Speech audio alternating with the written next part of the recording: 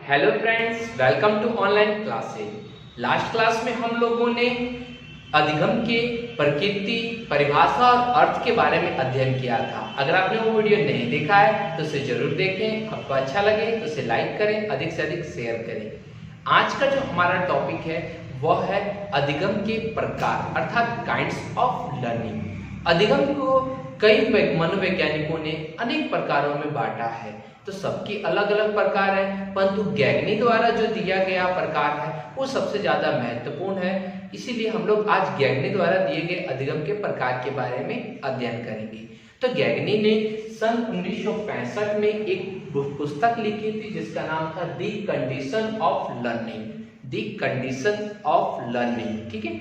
इसमें अधिगम के 8 प्रकार बताए थे। वो 8 प्रकार इस टाइप से हैं। उन्होंने एक त्रिभुजाकार में उसको एक आकृति को दर्शन में उस 8 प्रकार को उन्होंने दर्शाया था, ठीक है। तो इसमें जो प्रकार है वो सबसे नीचे से शुरू होगा, ठीक है। सबसे नीचे से सबसे पहला प्रकार जो होगा सबसे नीचे होगा, फिर धीरे धीरे जो लर्निंग की प्रक्रिया बढ़ते जाएगी, जिसके कारण सबसे लास्ट में 8वां नंबर हमारा अधिगम होगा। तो सबसे जो सरल अधिगम होगा वो पहला होगा, सबसे कठिन अधिगम जो होगा वो 8वां नंबर होगा, ठीक है। तो एक एक करके इसके नाम के बारे में देखते हैं। तो पहला है सिग्नल लर्निंग अर्थात सांकेतिक अधिगम, जिसमें हम लोग संकेत के द्वारा अधिगम करने का प्रयास करते हैं।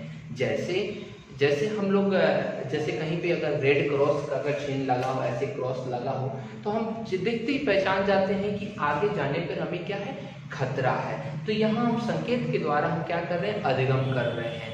या और भी जैसे हम लोग रोड का सिग्नल है, रोड के सिग्नल पे रेड बत्ती जल जाती है तो हम लोग जानते हैं कि भाई अभी हमें रुकना है। जैसे पीली अगर जली तो हमें तैयार हो जाना है, और रेड हरा होते ही हमें वहां से चल देना है। अर्थात सिग्नल लर्निंग में हम किसी भी संकेत के द्वारा अधिगम करने का प्रयास करते हैं। दूसरा नंबर है हमारा स्टिमुलस रेस्पॉन्स लर्निंग, जिसको हम लोग एसआर लर्निंग भी कहते हैं। बहुत ज्यादा इंपॉर्टेंट होता है क्योंकि इस पे हम लोग को थ्योरी भी पढ़नी है। जो आगे हम लोग अगले नेक्स्ट 2-3 वीडियो बाद आपको थ्योरी पढ़ाना शुरू करेंगे, जो कि सीटेट के लिए बहुत ज़्यादा इंपॉर्टेंट है, ठीक है। तो उसमें हम लोग स्टिमुलस रेस्पॉन्स के लर्निंग के बारे में जानेंगे, ठीक है। तो स्टिमुलस रेस्पॉन्स लर्निंग जिसको एसआर लर्निंग कहते हैं, उद्दीपक अनुक्रिया अधिगम।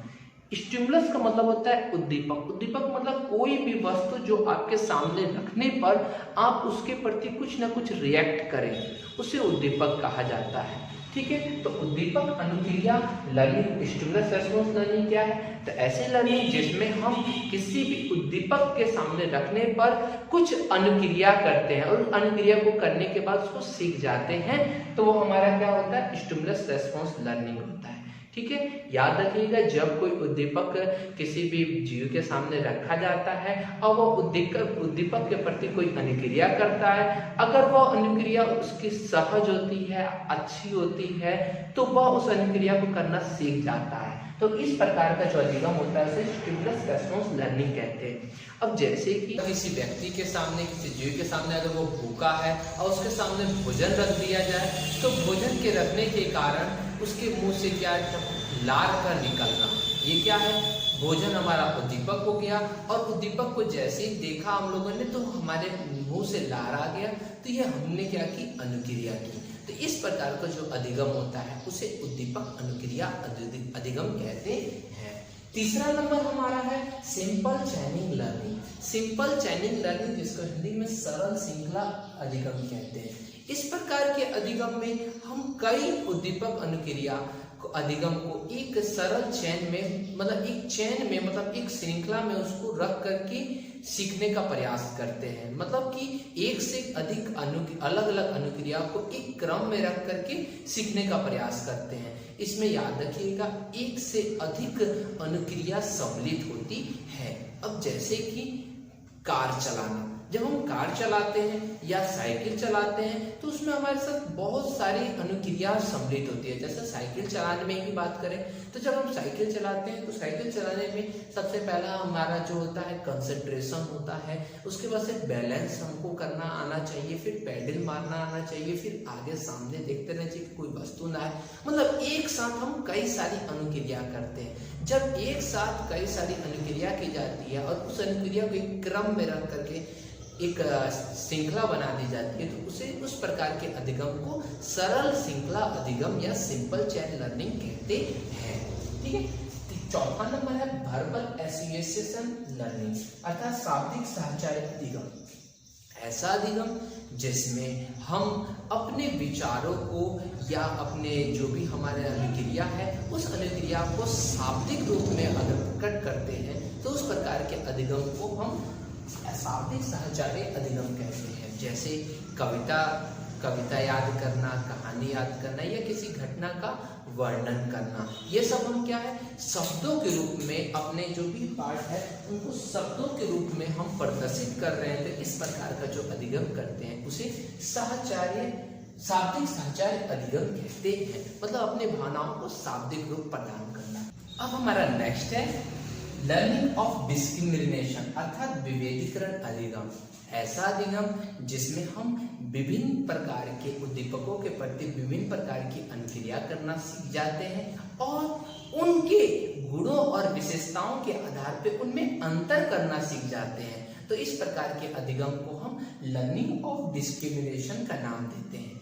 जैसे त्रिभुज और चतुर्भुज के बीच में अंतर करना, त्रिभुज और चतुर्भुज का निर्माण कैसे होता है, उसमें 3 भुजा होती है, उसमें 4 भुजा होती है, तो उसमें जो अंतर करना उसके गुणों के आधार पर जो अंतर कर रहे हैं इसको हम लर्निंग ऑफ डिस्क्रिमिनेशन का नाम देते हैं। अब हमारा नेक्स्ट है कंसेप्ट लर्निंग अर्थात संप्रत्यय अधिगम। ऐसा अधिगम जिसमें बालक कई सारी वस्तुओं के सामान्य गुणों के आधार पर एक विशेष अर्थ को जान जाता है, सीख जाता है, उसे हम कंसेप्ट लर्निंग का नाम देते हैं। जैसे कि कई सारी वस्तुओं के रूप में हम अगर लें तो बाघ, शेर, चीता, हाथी ये सभी जो है वे जंगल में रहते हैं, तो उनका सामान्य गुण क्या है, वे जंगल में रहते हैं। उसके आधार पर एक विशेष अर्थ उन्हें प्राप्त हुआ कि वे जंगली पशु हैं, अर्थात उनमें जंगली पशु का संप्रदाय का विकास हुआ था। ऐसा अधिगम जो होता है वो कंसेप्ट लर्निंग होता है। नेक्स्ट है रूल लर्निंग अर्थात नियम अधिगम। ऐसा अधिगम जिसमें बालक कई सारे संप्रदायों के बीच में एक विशेष नियमों को जानने का प्रयास करता है और उसको जान जाता है, तो हमारा क्या है वो रूल लर्निंग या नियम अधिगम कहलाता है। जैसे कि गणित विषय में कुछ नियम, कुछ सिद्धांतों को जानना या कुछ सिद्धांतों का निर्माण करना, ये हमारा क्या हो जाता है रूल नियम कहलाता है। नेक्स्ट है प्रॉब्लम सॉल्विंग लर्निंग। ये सबसे हाई लेवल का लर्निंग होता है जिसको हिंदी में समस्या समाधान अधिगम कहते हैं। ऐसा अधिगम जिसमें बालक किसी समस्या का समाधान अपने आप से करना प्रारंभ कर देता है, उस समस्या के तह तक जाकर के समस्या का हल कर देता है, समाधान कर देता है। तो इस प्रकार के अधिगम को समस्या समाधान अधिगम कहते हैं। ये सबसे हाई लेवल का अधिगम होता है। तो इस प्रकार से गैलनी द्वारा दिए गए 8 हमारे अधिगम हैं, ये सबका आप डिफिनेशन लिख लीजिएगा। फिर से एक बार मैं रिपीट कर देता हूँ, मिला लेंगे सबको। सिग्नल लर्निंग मतलब संकेतों के द्वारा अधिगम करता है। सिग्नल रेस्पॉन्स लर्निंग, इसमें कोई उद्दीपक उसको दिया जाता है और उसके द्वारा वो अनुक्रिया करता है, और यदि अनुक्रिया सुखद होती है तो वह उस अनुक्रिया के आधार पर काम करना शुरू कर देता है, उसको अपने आदतों में ढाल लेता है।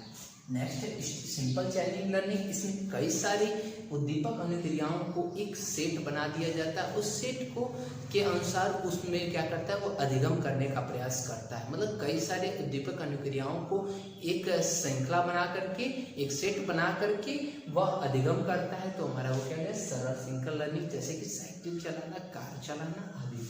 नेक्स्ट है वर्बल एसोसिएशन लर्निंग। ऐसा अधिगम जिसमें बालक अपने विचारों को शाब्दिक रूप में प्रकट करना शुरू कर देता है, तो वो हमारा क्या हो गया वर्बल एसोसिएशन लर्निंग कहलाता है। जैसे कि कहानी कहना या कविता लिखना, ये सभी हमारा क्या हो गया शाब्दिक साहचर्य अधिगम हो गया। नेक्स्ट है लर्निंग ऑफ डिस्क्रिमिनेशन। ऐसा अधिगम जिसमें वे कई प्रकार की अनुक्रियाओं के लिए विभिन्न प्रकार का कई प्रकार के उद्दीपक के लिए विभिन्न प्रकार का अनुक्रिया करता है और उस अनुक्रिया में अंतर करना सीख जाता है, उस अनुक्रिया के आधार पर उनमें अंतर करना सीख जाता है, विभेद करना सीख जाता है। तो फिर हम लर्निंग ऑफ डिस्क्रिमिनेशन का नाम देते हैं। जैसे कि जंगली पशु और पालतू पशु में अंतर, ठीक है, या त्रिभुज और चतुर्भुज में अंतर। नेक्स्ट है कंसेप्ट लर्निंग। कंसेप्ट लर्निंग क्या है, तो संप्रत्यय अधिगम। ऐसा अधिगम जिसमें बालक कई सारे कई विभिन्न प्रकार के वस्तुओं के सामान्य गुणों के आधार पे उनमें एक विशेष अर्थ को पहचान लेता है और विशेष अर्थ को अधिगम सीख लेता है, तो वो हमारा क्या कहलाता है, संप्रत्यय अधिगम। जैसे कि जंगली पशु का संप्रत्यय, जंगली पशु का संप्रत्यय में वो देखता है कि बाघ, शेर, चीता और हाथी, हिरण ये सभी जंगल में रहते हैं, इसीलिए वो जंगली पशु कहलाते हैं। नेक्स्ट है रूल लर्निंग। इसमें वो क्या करता है, एक से अधिक संप्रत्यय के बीच में उपस्थित नियमों का अधिगम, नियमों को पहचान लेता है और उसको आत्मसात करता है या नियम बनाना शुरू कर देता है, तो हमारा हो गया नियम अधिगम कहलाता है।